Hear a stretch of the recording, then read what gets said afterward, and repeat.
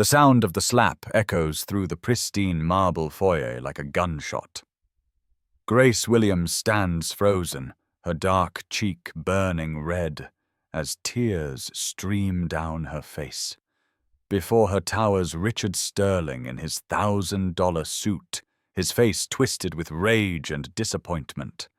The crystal chandelier above casts cold shadows across the scene, making everything feel like a nightmare.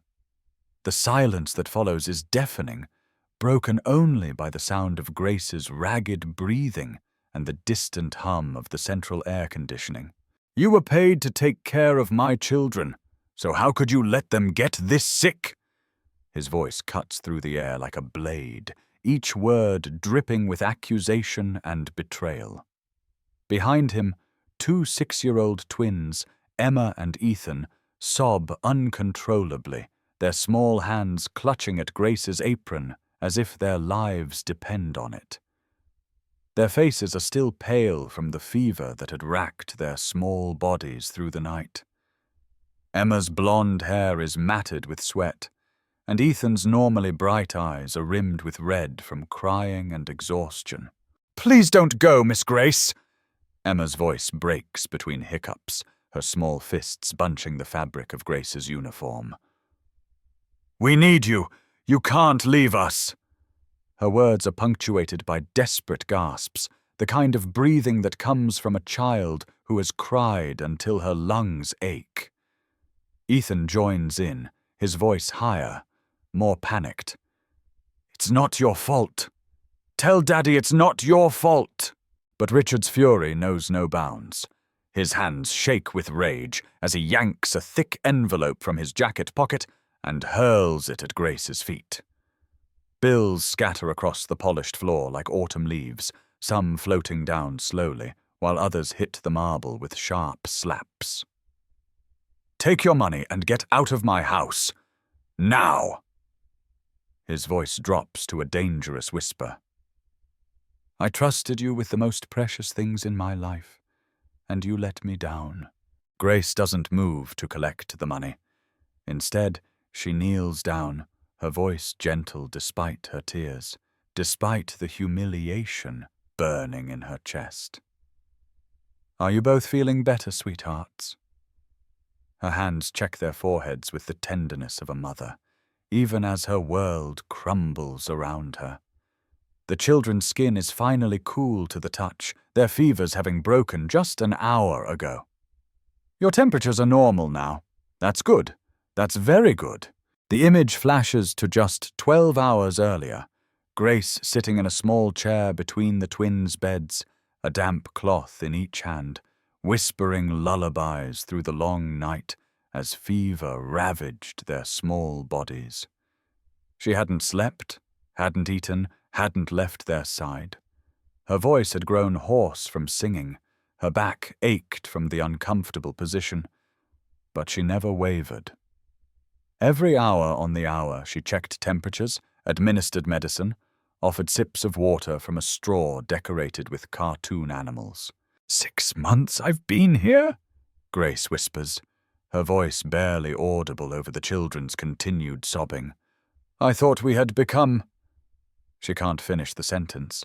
The word family dies in her throat, too painful to speak aloud. Her dark eyes search Richard's face for any sign of the man who had smiled at her yesterday morning, who had thanked her for making the children's favorite pancakes, who had seemed genuinely grateful for her presence in their lives. Richard's jaw tightens, but something flickers behind his eyes. Uncertainty?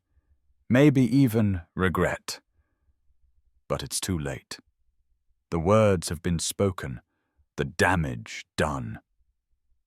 His ex-wife's voice echoes in his mind. "People like her don't understand children from our world, Richard. You're being naive if you think she cares about anything other than the paycheck." The doubt Victoria planted has grown into full-blown paranoia, fed by his own guilt and fear of being an inadequate father. Grace rises slowly, her dignity intact despite everything. She unties her apron with shaking hands, the same apron she had worn while baking birthday cakes, wiping tears, cleaning scraped knees. Every stain tells a story of love given freely. She places it carefully on the marble console table, along with the house keys that had made her feel, for the first time in years, like she truly belonged somewhere. The sound of metal hitting stone seems to seal her fate with crushing finality. "Miss Grace loves us!" Ethan runs to her, wrapping his small arms around her waist with desperate strength. "Don't leave us. Please don't leave us like Mommy did." His words pierce through Richard's anger like arrows, reminding him of another departure, another abandonment that had shattered his children's sense of security. But he's too far gone in his rage and fear to recognize the parallel, too consumed with his own sense of betrayal to see the bigger picture. Grace closes her eyes, fighting back a fresh wave of tears. She bends down one last time, kissing both children's foreheads with infinite tenderness. "I love you both so very much. You are the most wonderful, beautiful, smart children in the whole world." Her voice breaks on the words. "But sometimes grown-ups make things complicated. Sometimes we make mistakes that hurt the people we love most." She straightens and walks toward the massive front door, her footsteps echoing in the sudden silence. Each step feels like walking through quicksand, every instinct screaming at her to turn around, to fight for these children who have become her heart. Richard stands motionless, watching her retreating figure, his own internal battle raging between pride and regret. The children's cries grow louder, more desperate, filling the cavernous foyer with the sound of hearts breaking in real time. Emma collapses on the floor, reaching toward the door as it closes with a final devastating click. "Come back!" She screams, her voice raw and primal. "Come back, Miss Grace! We'll be good! We promise we'll be good!" Through the tall windows, Richard watches Grace disappear into the night rain, her figure becoming smaller and smaller until she's just a shadow. Behind him, his children weep as if their hearts are breaking. And perhaps, for the first time in years, so does his. The house that had finally begun to feel like a home falls silent except for the sound of two children who have just lost the only mother they've ever really known.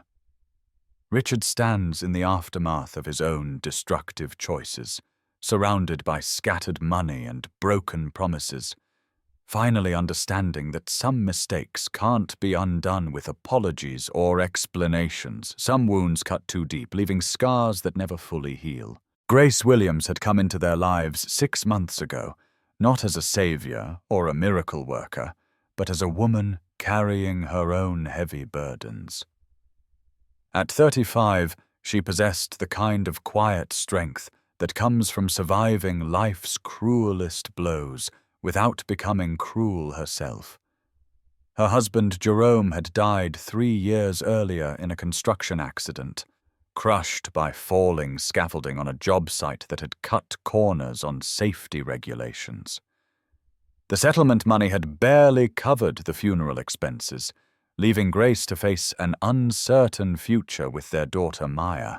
Maya, now 16, lived with a congenital heart condition that required constant medical attention and would eventually need surgery that Grace couldn't afford.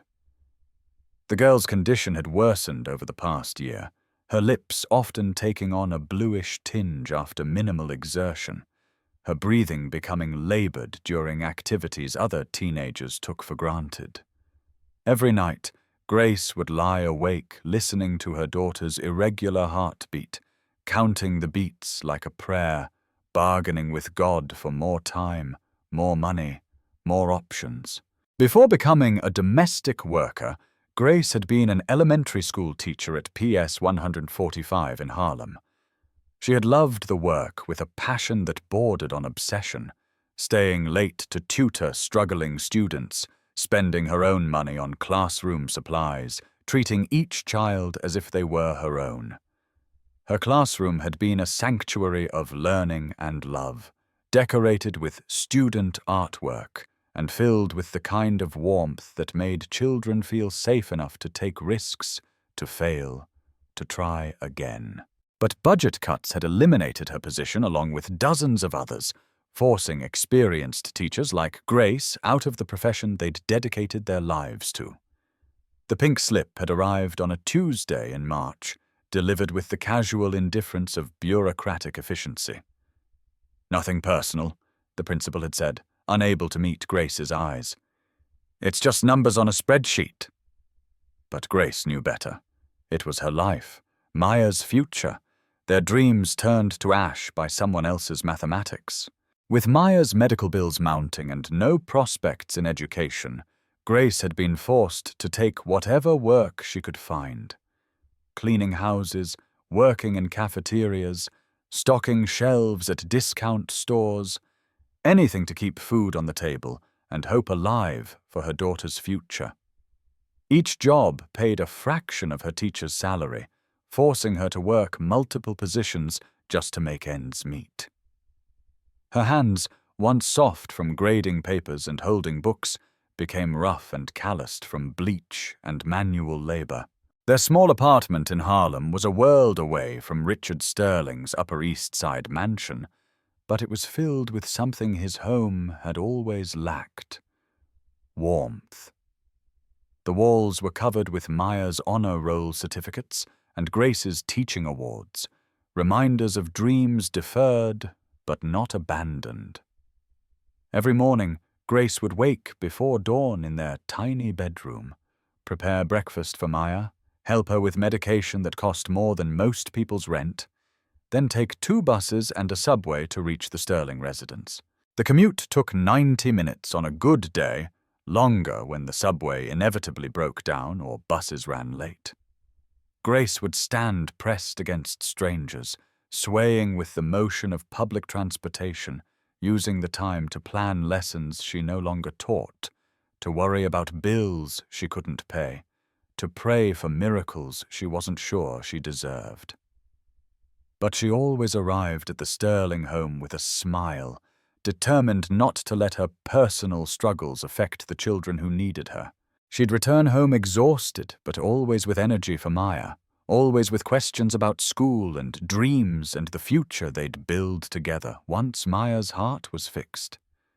They would sit at their small kitchen table, homework spread between them, sharing stories about their days, while Grace helped Maya with assignments that had become increasingly difficult as her condition worsened. The girl was brilliant, but illness had stolen her stamina, her ability to concentrate for long periods. "Tell me about the Sterling kids," Maya would say, partly to distract herself from her own limitations, partly because she could see how much Grace cared for them. Grace would describe Emma's latest artistic creation or Ethan's newest story, and Maya would listen with the generous heart of someone who understood that love multiplied rather than divided when shared with others.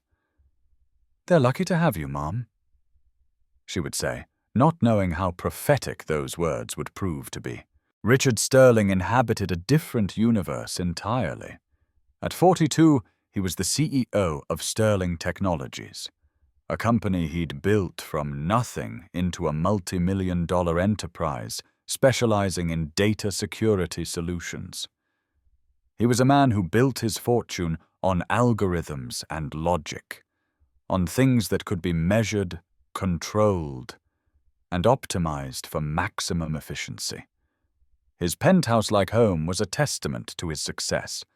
3 stories of designer furniture, original artwork, and smart home technology that could manage everything from lighting to temperature to security with the touch of a button.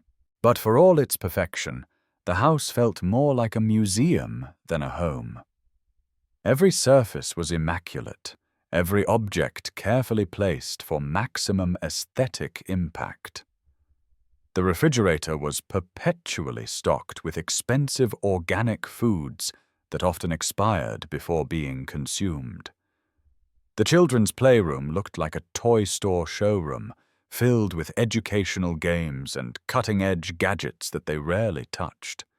Everything was beautiful, everything was valuable, and nothing felt lived in or loved. His marriage to Victoria had ended 18 months earlier in a bitter divorce that left scars on everyone involved, especially Emma and Ethan. Victoria Hamilton Sterling, a former model turned socialite, had grown tired of family life and found comfort in the arms of a wealthy European businessman she'd met at a charity gala. The affair had been conducted with the casual cruelty of someone who viewed marriage as a business arrangement rather than an emotional commitment. The divorce proceedings had been vicious, with custody battles that treated the children more like assets to be divided than human beings to be loved. Victoria's lawyers had painted Richard as a workaholic who cared more about profit margins than parental responsibilities. Richard's team had countered with evidence of Victoria's neglect, her frequent trips to Europe, her complete disengagement from the children's daily lives. In the end, Richard had won primary custody. But at what cost? The children had been forced to testify about which parent they preferred, to choose sides in a war they didn't understand. Emma had developed anxiety so severe she couldn't sleep without a nightlight and constant reassurance. Ethan had begun wetting the bed again, regressing to behaviors he'd outgrown years earlier. Both children had learned the harsh lesson that the adults they depended on could disappear without warning, that love was conditional and security was an illusion. Richard had won primary custody, but victory felt hollow when he saw what the battle had cost his children. He threw himself into work with renewed intensity, believing that financial security was the best gift he could give Emma and Ethan. Love, he'd learned from his own cold upbringing, was a luxury that successful men couldn't afford. His father, Harrison Sterling, had built a shipping empire through ruthless determination and emotional detachment. "Business is business," Harrison had always said. "Feelings are for people who can't afford to be practical." For 2 years after the divorce, Richard had cycled through nannies like seasonal clothing. Each woman came with impeccable credentials from prestigious agencies, armed with degrees in child psychology and fluency in multiple languages. They arrived with structured schedules and educational philosophies, determined to turn Emma and Ethan into model children who would reflect well on their employer's discerning taste. But none of them lasted more than a few weeks. The children, still traumatized from their parents' bitter separation, acted out their pain through tantrums, defiance, and heartbreaking silence. They tested every new caregiver, pushing boundaries and rejecting authority figures who felt temporary and disposable. They had learned not to get attached because everyone eventually left. Their world had become a revolving door of faces and rules, of people who cared for them professionally but not personally. Then Grace arrived, sent by an agency as a temporary solution, while Richard interviewed more suitable candidates. She was different from the others. Older, quieter, without the formal training in child psychology or European languages that the previous nannies had flaunted. Her resume listed domestic work rather than prestigious positions with diplomatic families. She was, by the agency's own admission, a last resort, someone to fill the gap until they could find a more qualified replacement. What Grace lacked in credentials, she made up for with something far more valuable and infinitely more rare: the ability to see two broken little hearts and know exactly how to begin healing them. She didn't arrive with charts and schedules and behavioral modification techniques. She came with patience, kindness, and the hard-won wisdom of someone who understood that children needed love more than lessons, comfort more than correction. Grace didn't try to impose rigid schedules or strict discipline. Instead, she simply paid attention. She noticed that Emma was afraid of the dark, and that Ethan missed having bedtime stories. She observed that both children craved physical affection, but had learned to fear it, having been disappointed and abandoned too many times by adults who promised permanence but delivered only temporary care. So Grace moved slowly, earning their trust one small gesture at a time.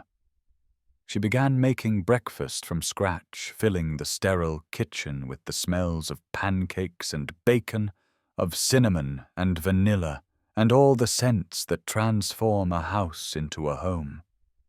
She hummed while she worked, old gospel songs her own mother had sung, melodies that carried love and history and the promise of constancy. When the children appeared, drawn by the unfamiliar sounds and scents of a home being lived in, Grace simply smiled and asked if they'd like to help measure ingredients. "Can you count to 6?" she asked Emma, handing her a carton of eggs. "Can you tell me when this butter looks creamy?" she asked Ethan, letting him help with the mixing. These weren't educational activities designed to improve their motor skills or mathematical understanding. They were invitations to belong, to participate in the daily rituals that bind families together. Within weeks, the house began to transform. Not physically. Grace wouldn't dare rearrange Richard's carefully curated spaces. But emotionally. Laughter returned to rooms that had been silent for too long. The children began talking about their day instead of retreating to their rooms immediately after school. They shared their fears and dreams with someone who listened without judgment, who remembered their stories and asked follow-up questions days later. Grace established routines that felt natural rather than imposed. She would sit with them while they did homework, not hovering or correcting, but simply being present, available for questions or encouragement. She introduced them to books they'd never considered, stories that opened their minds to new possibilities and ways of seeing the world. She taught them simple cooking skills, letting them help prepare meals that they would eat together at the kitchen island, transforming dinner from a solitary obligation into a communal celebration. Most importantly, Grace provided something the children had been desperately missing: unconditional positive regard. She celebrated their successes without making them feel pressured to perform. She comforted their failures without making them feel ashamed or inadequate. She was simply there, day after day, week after week, providing the steady, reliable presence that traumatized children need to feel safe enough to heal. Richard noticed the changes, though he told himself they were simply the result of better organization and routine. He began returning home earlier, drawn by sounds he hadn't heard in years. His children actually playing, actually happy, actually sounding like the carefree kids they should have been all along. Sometimes he would pause outside the kitchen door, listening to Grace's gentle voice as she helped with homework or settled an argument with the wisdom of someone who understood that children needed guidance, not commands. He found himself looking forward to these eavesdropping sessions, these glimpses into a world where his children felt safe enough to be themselves. Emma's laughter had returned, bright and musical, filling corners of the house that had been silent too long. Ethan had begun telling elaborate stories again, his creativity flowering under Grace's patient attention. Both children seemed lighter somehow, less burdened by the weight of adult disappointments and broken promises. But Richard maintained his distance, treating Grace with the polite respect he showed all his employees. She was, after all, just the help, better than most, certainly more effective than her predecessors, but ultimately replaceable if circumstances required it. He paid her well, respected her schedule, and appreciated her competence. Nothing more. The fact that his children had begun to blossom under her care was simply a fortunate side effect of good hiring practices. He never asked about her life outside his home, never wondered about the daughter she mentioned in passing, or the way she sometimes looked tired despite her unfailing cheerfulness. Grace was there to serve a function, and as long as she performed that function well, her personal circumstances were irrelevant. This willful blindness would prove to be his greatest mistake, the foundation for a catastrophe that would nearly destroy everything good they had built together. The morning that would change everything started like any other, with Grace arriving early, as always, letting herself in with the key Richard had finally given her after 3 months of employment. The key had felt symbolic somehow, a tangible representation of trust and belonging. She found Emma and Ethan already awake, excited about a weekend trip to the zoo that Richard had promised. It was to be a rare family outing, one of the few times Richard would spend an entire day focused solely on his children rather than his business concerns. Grace prepared their favorite breakfast, chocolate chip pancakes shaped like animals, while the twins chatted about which exhibits they wanted to see first. Emma was particularly excited about the penguin house, while Ethan couldn't stop talking about the reptile exhibit and all the snakes he hoped to see. Their enthusiasm was infectious, filling the morning with the kind of anticipation that makes ordinary moments feel magical. Richard appeared, unusually relaxed, actually sitting down to eat breakfast with his children instead of grabbing coffee on his way out the door. He seemed different somehow, more present, more engaged with the domestic scene unfolding around him. "We'll leave right after lunch," he told them, ruffling Ethan's hair in an uncharacteristic display of affection. "Grace, thank you for keeping them entertained this morning. I should be back by noon." The morning passed peacefully, with Grace supervising art projects and listening to the children's excited chatter about their upcoming adventure.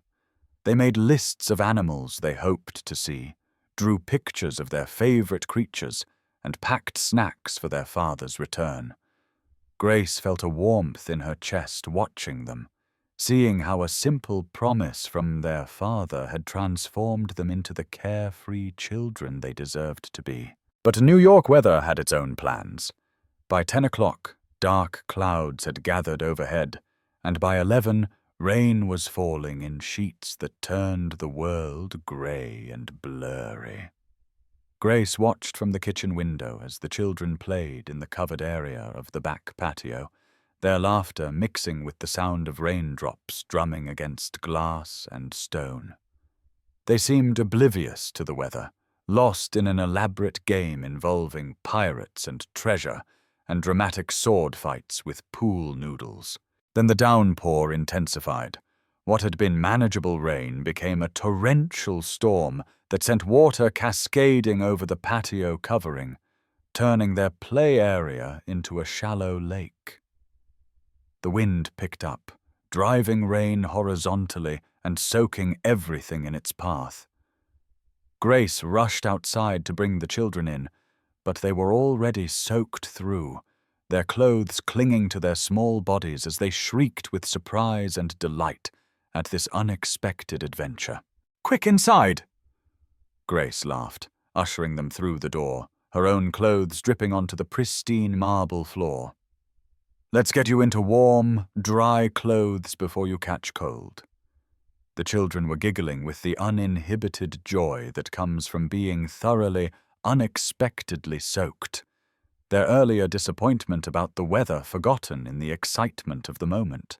She bundled them in fluffy towels, dried their hair with gentle efficiency, and dressed them in their coziest pajamas. They had hot chocolate and grilled cheese sandwiches, turning the unexpected storm into an impromptu indoor picnic. Grace built a blanket fort in the living room and they spent the afternoon reading stories and playing quiet games while the rain continued to pound against the windows. By the time Richard returned home, the children were napping peacefully, and Grace was quietly folding their damp clothes. But by evening, both Emma and Ethan were running fevers. It started as a slight flush in their cheeks, then progressed to feverish eyes and complaints of headaches. Grace didn't hesitate. She gave them children's acetaminophen, took their temperatures every hour, and settled in for what she knew would be a long night. She moved a chair between their beds and prepared for a vigil that would test every ounce of her strength and dedication. The night was endless, filled with worried whispers and gentle songs, with cool cloths and sips of water offered through straws decorated with cartoon animals. Grace dozed fitfully in the chair, waking every hour to check temperatures and offer comfort. She held their hands when they whimpered in their sleep, sang lullabies when they stirred restlessly, and maintained a constant stream of reassuring whispers that they were safe, that they were loved, that she wasn't going anywhere.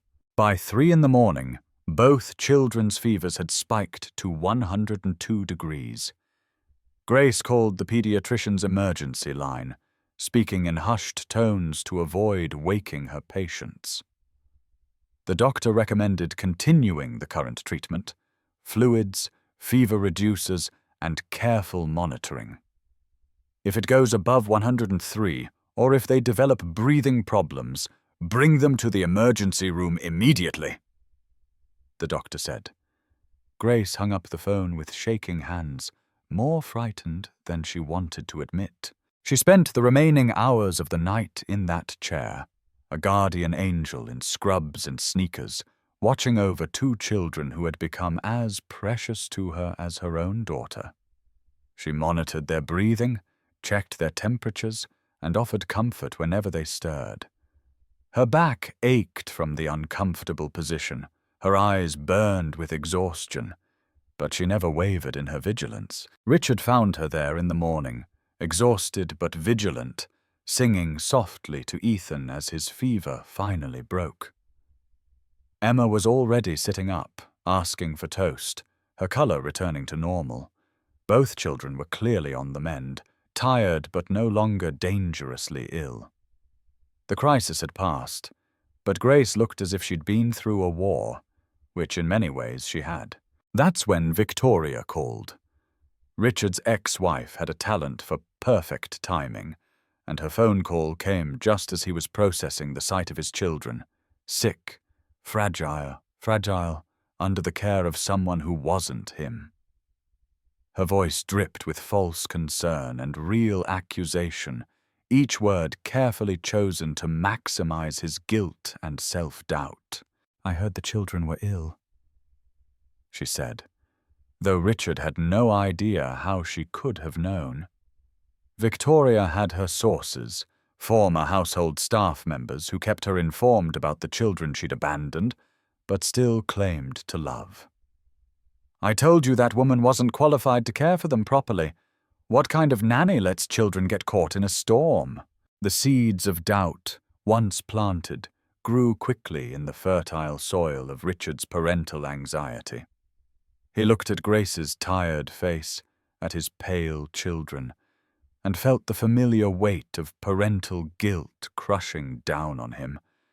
He was failing them again. He was making the wrong choices again. Maybe Victoria was right. Maybe he couldn't trust his own judgment when it came to his children's welfare. They could have been seriously hurt. Victoria continued, her voice taking on the tone of righteous indignation she'd perfected during their marriage. What if they'd developed pneumonia? What if they'd needed to be hospitalized? That woman doesn't have the training to handle medical emergencies. She's not equipped to care for children from our background, Richard. I've been trying to tell you this for months. Richard felt his chest tighten with familiar panic. The fear that had driven him to work 18-hour days, to accumulate wealth as a shield against uncertainty, to control every variable in his carefully ordered life. He looked at Grace, saw her exhaustion, her obvious emotional investment in his children's welfare, and instead of feeling grateful, he felt terrified. She cared too much. She was too involved. She was making him vulnerable in ways he couldn't afford. The confrontation that followed was swift and brutal. Richard's fear transformed into anger, his guilt into blame. Grace became the target for every doubt he'd ever had about his fitness as a father, every insecurity about his ability to protect the people he loved. The words erupted from him like a physical force, months of suppressed anxiety and self-doubt, finding expression in accusations that cut like knives. "You were paid to take care of my children, so how could you let them get this sick?" The slap came before he could stop himself, the sound echoing through the foyer like a thunderclap. Grace's response, her gentle concern for the children even as she was being banished, her dignity in the face of his cruelty, only made his guilt worse, which made his anger worse, which made the whole terrible scene spiral beyond any possibility of immediate redemption. Grace's final words haunted him as she walked away. 6 months I've been here. I thought we had become... The sentence she couldn't finish hung in the air like an accusation, a reminder of trust given and brutally betrayed. By the time Grace walked out into the rain, Richard knew he'd made a catastrophic mistake. But pride and fear kept him frozen in place, watching through the window as she disappeared into the night, taking with her the only real happiness his children had known in years. The twins cried themselves to sleep that night and woke up asking for Grace with the desperate hope of children who still believed that wanting something badly enough could make it real. When Richard tried to explain that she wouldn't be coming back, Emma looked at him with an expression that broke his heart. The same look she'd given him when Victoria had left, the look of a child learning that adults could not be trusted to keep their promises. "Did you fire Miss Grace because we got sick?"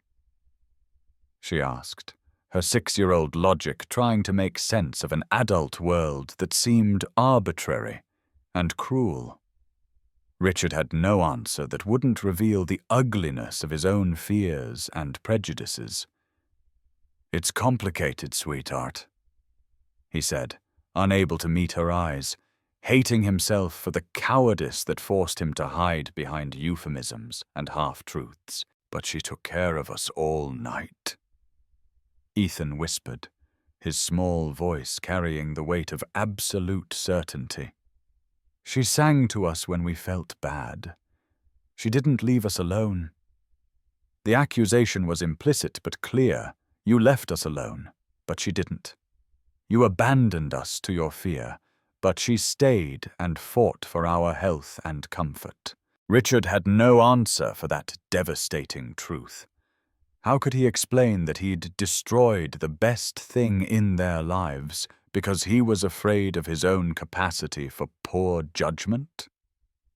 How could he tell them that he'd sent away the woman who loved them because he was too broken to recognize love when he saw it, too damaged by his own childhood to trust in the possibility of genuine care and affection?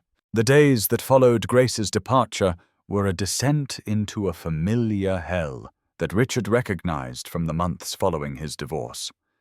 He hired Mrs. Patterson, a stern woman with 30 years of experience and references that read like a resume for sainthood. She was everything Grace was not: formal, distant, efficient in all the ways that mattered to adults and none of the ways that mattered to children. Her credentials were impeccable, her methodology proven, her approach professional in every respect. Mrs. Patterson ran the household with military precision. Meals were served at exact times, homework was supervised with rigid attention to detail, and bedtimes were enforced with inflexible consistency. She was never late, Never emotional, never unpredictable.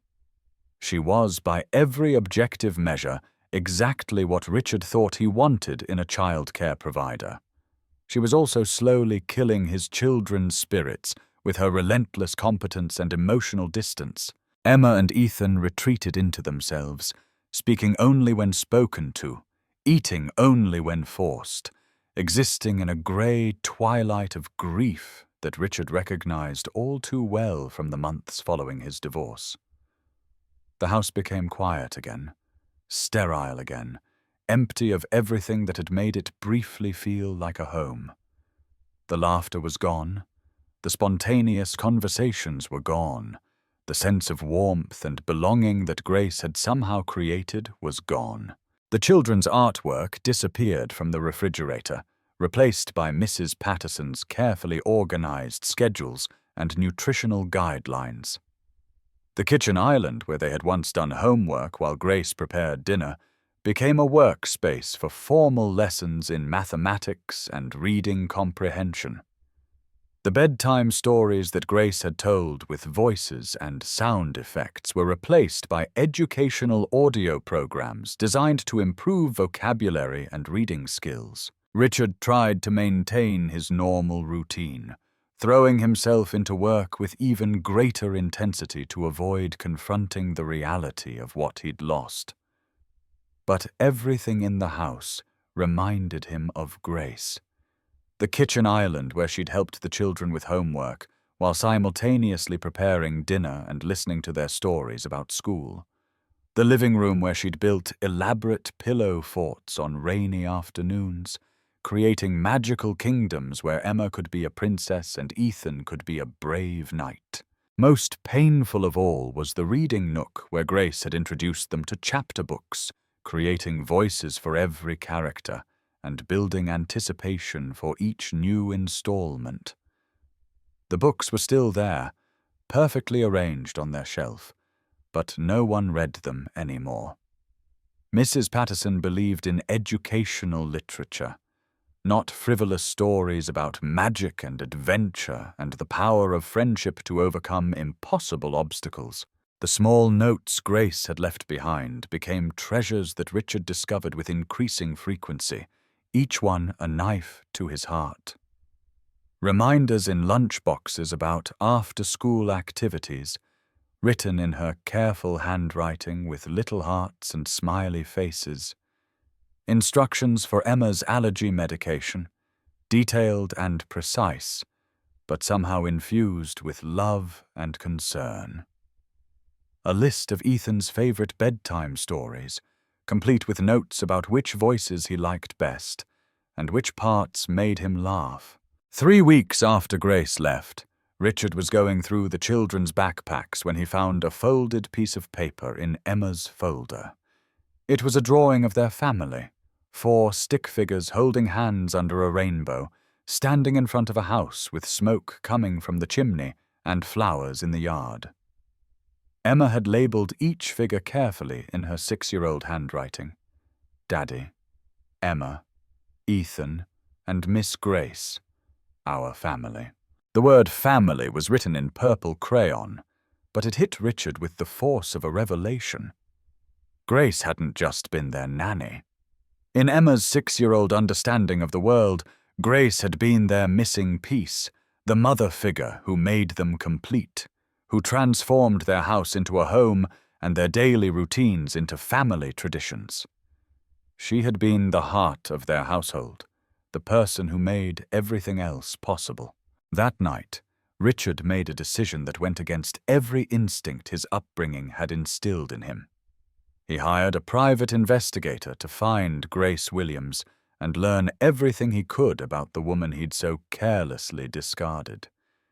It was time to confront the truth about his own prejudices and assumptions, time to understand what he'd really lost when he'd let fear and pride drive away the best thing that had ever happened to his family. What he discovered shattered every assumption he'd made about Grace's motivations and character. The investigator's report painted a picture of a woman whose entire life was devoted to caring for others, who worked 3 jobs not out of ambition or greed, but out of desperate love for a daughter whose life hung in the balance. Grace cleaned houses in the morning, served lunch at a community center for homeless families, and stocked shelves at a grocery store in the evenings. Every dollar she earned went toward Maya's medical care and the surgery that would save her life.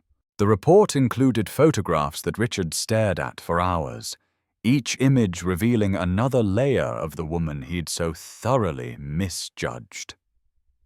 Grace walking to work before dawn, her shoulders straight despite her exhaustion, her face set with the determination of someone who had no choice but to keep going. Grace at the community center, serving meals to homeless families with the same gentle smile she'd given his children, treating each person with dignity and respect regardless of their circumstances. Most devastating was a photo taken outside St. Mary's Hospital, where Grace sat with a teenage girl who was clearly her daughter. Maya was beautiful and fragile, with her mother's warm eyes and a smile that seemed too bright for someone so young and so sick.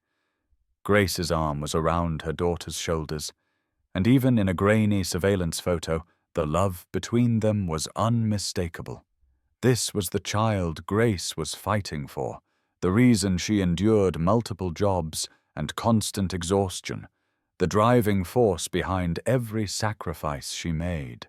Richard studied that image until it was burned into his memory, finally understanding the magnitude of his blindness and cruelty. Here was the woman he'd accused of not understanding how to care for children properly. Here was the woman fighting every day to save her own child's life while pouring her heart into caring for his. Here was the woman who had given Emma and Ethan everything she had while asking for nothing in return except the chance to continue loving them. The investigator's report included one more detail that hit Richard like a physical blow. Grace had never once asked for a raise during her 6 months of employment, despite working for a fraction of what her predecessors had demanded. She'd never complained about long hours or difficult days or the emotional toll of caring for traumatized children. She'd simply shown up day after day and loved his children as if they were her own. Because in every way that mattered, they had become her own. Richard's guilt transformed into something deeper and more complex, a recognition of his own prejudices and assumptions, his own inability to see past the surface of someone's circumstances to the truth of their character. He'd treated Grace as disposable because that's how he'd been taught to view people who served others. He'd measured her worth by her credentials instead of her actions, her background instead of her heart. He'd been every bit as shallow and prejudiced as the worst stereotypes of wealthy, privileged men who couldn't see past their own narrow understanding of value and worth. The realization that he'd become the kind of man his children would someday be ashamed of was the beginning of his transformation. But transformation, Richard was about to learn, required more than just recognition of past mistakes. It required the courage to make himself vulnerable in ways that terrified him, to admit error in ways that challenged his fundamental understanding of himself and his place in the world. The first step was learning to be the father his children needed, not the father his own upbringing had prepared him to be. Without Grace as a buffer, Richard was forced to confront the reality of Emma and Ethan's emotional needs. They needed hugs, not lectures about character building. They needed patience, not efficiency and optimization. They needed a parent who could sit on the floor and play pretend, who could kiss scraped knees and chase away nightmares and celebrate small victories with genuine enthusiasm. Richard was terrible at all of it, but he kept trying. He burned dinners attempting to recreate Grace's simple recipes, filling the kitchen with smoke and the acrid smell of failure. He made lopsided pancakes that looked nothing like the animal shapes Grace had mastered. But Emma and Ethan ate them anyway, desperate for any sign that their father was trying to fill the Grace-shaped hole in their lives. He read bedtime stories with all the dramatic flair of a tax attorney reviewing contracts, but the children listened anyway, clinging to these moments of attempted connection. Slowly, painfully, Richard began to understand what Grace had known instinctively. Children needed to be seen and heard and valued for who they were, not who adults wanted them to become. Emma's sensitivity wasn't a weakness to be corrected through exposure therapy and character-building exercises. It was a strength to be nurtured, a gift that allowed her to empathize with others and create beauty in the world. Ethan's creativity wasn't a distraction from more important academic pursuits. It was a talent to be celebrated, a sign of a mind that could see possibilities where others saw only limitations. The more Richard learned about being a real father, the more he understood what he'd lost when he sent Grace away. She hadn't just been caring for his children, she'd been teaching him by example how to love them properly. Every gentle word, every patient explanation, every moment of undivided attention had been a master class in parenting that he'd been too blind and arrogant to appreciate. She'd been showing him that children needed emotional nourishment as much as physical care, that love was not a luxury, but a necessity for healthy development. 2 months after Grace's departure, Richard finally worked up the courage to approach her. The private investigator had provided her current schedule, and Richard knew she worked at the community center, serving lunch to families in need. He found her there on a Tuesday afternoon, watching her ladle soup into bowls with the same care she'd once brought to preparing his children's meals. She looked thinner, more tired, but her smile for each person she served was genuine and warm. The line was long, filled with families whose circumstances had reduced them to depending on charity for basic nutrition. Richard stood among them, feeling acutely aware of his expensive suit and watch, his obvious wealth in a room full of people struggling to survive. When Grace saw him, her face went carefully blank, her professional mask sliding into place to hide whatever emotions his presence might have stirred. "Grace," he said, when he finally reached the front of the line, "I need to talk to you." His voice was quiet, humble in a way that surprised them both. "I know you're working, but I can wait. However long it takes." "I'm working," she replied, not meeting his eyes, her focus on the ladle and the bowl and the next person in line. "I don't have time for personal conversations during my shift." Her voice was steady, professional, giving no hint of the pain and anger that Richard's presence had stirred up. "I know. I can wait," he said, accepting a bowl of soup and a bread roll that he barely tasted. And he did wait, standing in that line for 2 hours, watching Grace work with the quiet efficiency that had once made his household run smoothly. He saw how she remembered people's names, how she asked about their children and their job searches, how she treated each person with dignity and respect regardless of their circumstances. When her shift ended, Grace tried to leave through the back door, but Richard was waiting there too. He'd anticipated her attempt to avoid him, had positioned himself between her and escape. "Please," he said when she stopped short, her shoulders sagging with exhaustion and defeat. "Just 5 minutes. I know I don't deserve even that, but I'm asking anyway." Grace turned to face him, and Richard saw the depth of hurt he'd caused reflected in her dark eyes. The trust that had taken months to build, that had been shattered in a single moment of fear and cruelty. "What do you want, Mr. Sterling?" Her use of his formal title was deliberate, a reminder of the distance between them, of the professional boundaries he'd violated when he'd made their relationship personal through his attack. "I want to apologize. I want to explain. I want—" He struggled for words that could encompass the magnitude of his regret, the completeness of his recognition that he'd been wrong about everything. "I want my children to stop crying themselves to sleep every night because they miss you. I want to undo the worst mistake I've ever made in my life." Something flickered in Grace's eyes. Pain, maybe, or longing quickly suppressed. But her voice remained steady, controlled, giving him nothing to work with. "That's not my problem anymore, Mr. Sterling. You made your feelings very clear.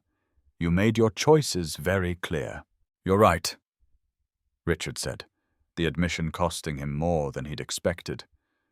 "It's my problem, my mistake, my responsibility to fix. But Grace, they need you. Emma asks me every night if you're coming back. Ethan told his teacher that you were the best mom in the world. They've already lost one mother to selfishness and cruelty. I can't let them lose another to my fear and stupidity." Grace was quiet for a long moment, studying his face as if trying to read the sincerity of his words. "You didn't just fire me, Mr. Sterling," she said finally, her voice barely above a whisper. "You humiliated me. You made me feel like I was nothing, like the 6 months I spent loving your children meant nothing, like I was just another disposable employee who could be discarded the moment things got difficult." "I know," Richard whispered, the words scraping his throat raw. "I know. And I'm sorry. I was scared and angry and looking for someone to blame for my own failures as a father. You were there, and you cared, and somehow that made it worse because it highlighted everything I wasn't doing right. I took my own inadequacy out on you, and it was wrong. It was unforgivable." "Why should I believe you?" Grace asked, her voice stronger now, fueled by months of suppressed anger and hurt. "Why should I trust that you won't hurt me again the first time something goes wrong? Why should I risk my heart and my daughter's stability on your promises when you've already shown me exactly who you are when you're scared?" Richard didn't have a good answer for that question because they both knew he was capable of exactly that kind of betrayal. His character had been tested, and he'd failed spectacularly. All he had was the truth, as inadequate as it was, and the hope that truth might be enough to earn him a second chance he didn't deserve. "Because I can't live with myself if I don't try to make this right," he said, his voice breaking with emotion he'd spent a lifetime learning to suppress. "Because Emma drew a picture of our family, and you were in it. And I realized that somewhere along the way, you stopped being our employee and became something more important. Because my children haven't smiled in 2 months, and I don't think they'll ever smile again if I can't convince you to give us another chance." Grace was quiet for a long moment, and Richard held his breath, waiting for her answer. He could see the war playing out in her expression, hurt battling against hope, self-protection fighting with love for children who had become as precious to her as her own daughter. When she finally spoke, her voice was barely audible, but her words carried the weight of a decision that would change all their lives. "Your children are the most important thing in the world to me, Mr. Sterling," she said, tears finally breaking through her carefully maintained composure. "But I can't go back to being treated like I don't matter.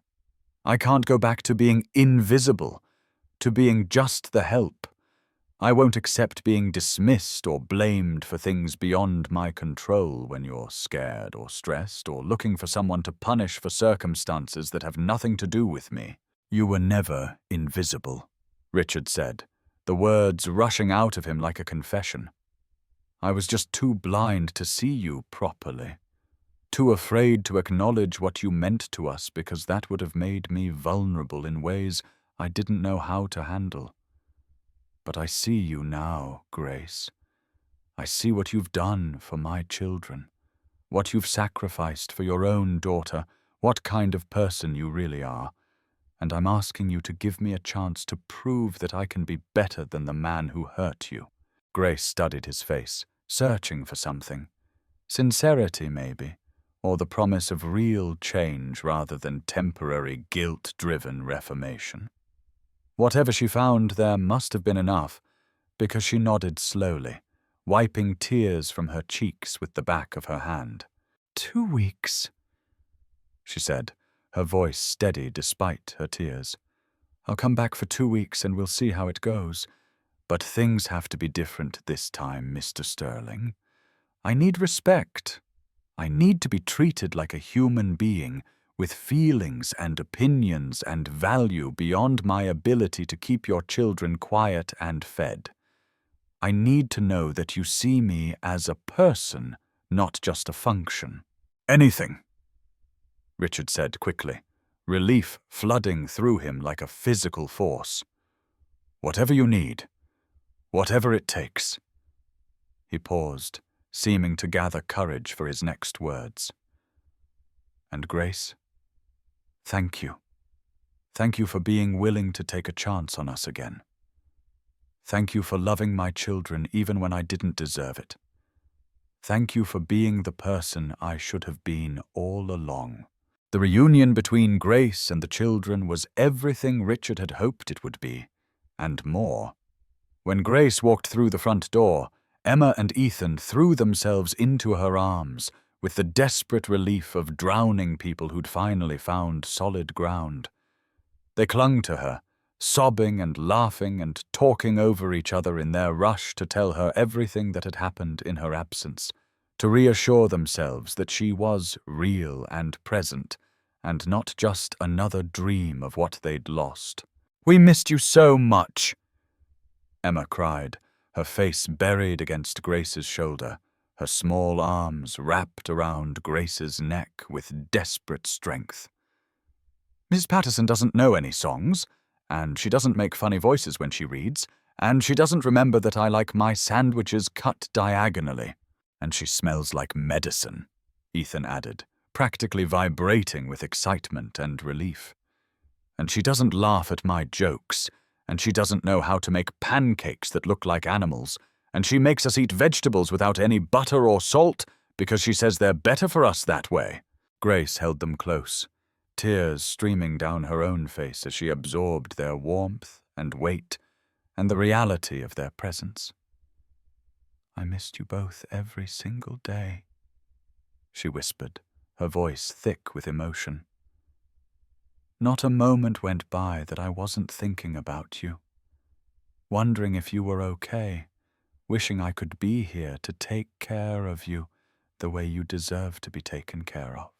Richard watched from the doorway, overwhelmed by the intensity of their connection and the magnitude of what he'd almost lost forever. This was what love looked like, messy and overwhelming and absolutely essential. This was what he'd thrown away in a moment of fear and ignorance, what he'd nearly destroyed through his own blindness and prejudice. This was his family, broken and rebuilt, imperfect but real and precious beyond measure. But getting Grace back was only the first step in a much longer journey toward redemption and healing. The real work began the next morning, when Richard had to prove that his apology had been more than just words, that his recognition of Grace's value was genuine and lasting rather than temporary guilt-driven reformation. He had to learn to see Grace as a full person with her own life and struggles and dreams, to value her contributions not just as a caregiver, but as a partner in raising his children and creating a home where everyone could thrive.